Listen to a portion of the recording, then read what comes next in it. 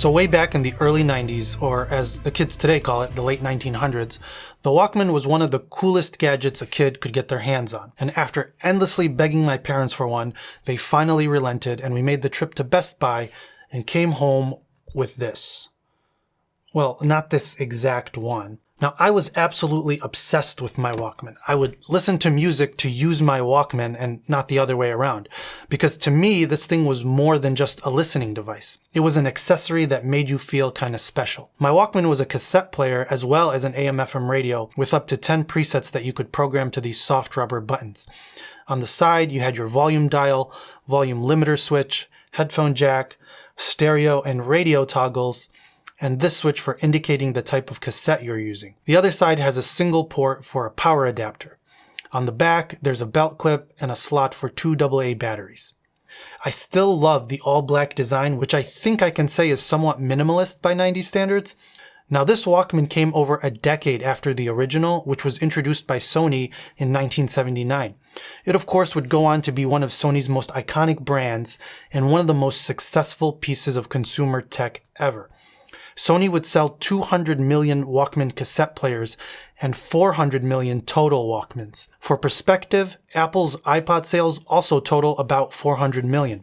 And in some places like Germany, the Walkman name became synonymous with portable stereos. You know, the same way some people call every tablet an iPad. But the Walkman almost never happened, and its origin story turns out to be pretty unremarkable for a device that revolutionized our relationship with music, and probably our relationship with tech. So for example, the original Walkman didn't contain any technology that hadn't already been invented. Magnetic cassette tapes had been around since 1963. In fact, every part of the Walkman already existed in some form or another before the device itself was invented. And so it wasn't a particularly exceptional technical achievement for Sony. After its introduction, Sony was even sued by a German inventor named Andreas Pavel, who had patented a similar device named the stereo belt in 1977. After more than 20 years of court battles, Sony would end up paying him millions of dollars in a settlement. So the Walkman wasn't exactly a technological marvel. Its key insight, however, was reimagining the way people would be listening to music with the availability of increasingly portable technology. It was a classic case of knowing what your customer wanted before they did, even if Sony themselves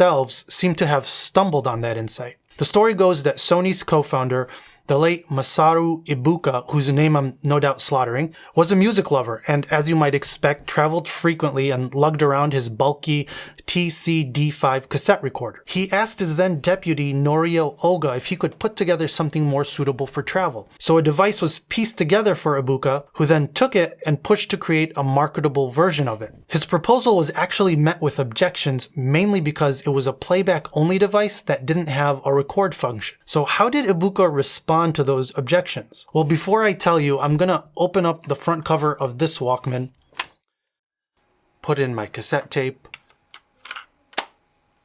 plug in my headphones, and press this big tactile play button. All she said to them was live your life, just like you're young again, no, don't, and let the nostalgia wash over. I'll never forget how this Walkman made me feel as a kid. As I said before, it was my prized possession and I carried it with me every chance I got. And that is precisely what Ibuka had envisioned. He famously responded to his detractors at Sony by saying, "Don't you think a stereo cassette player that you can listen to while walking around is a good idea?" Well, that turned out to be the understatement of the century. What I didn't appreciate until now, though, is that before the Walkman, carrying personal gadgets around wasn't really a thing. And that, it turns out, I think is the enduring legacy of the Walkman. It marked the first time that a small portable gadget became a fixture in everyday life. Music went from being primarily a shared experience to a personal soundtrack to one's daily life. You would put on the Walkman and isolate from the world around you. The phenomenon became known as the Walkman effect.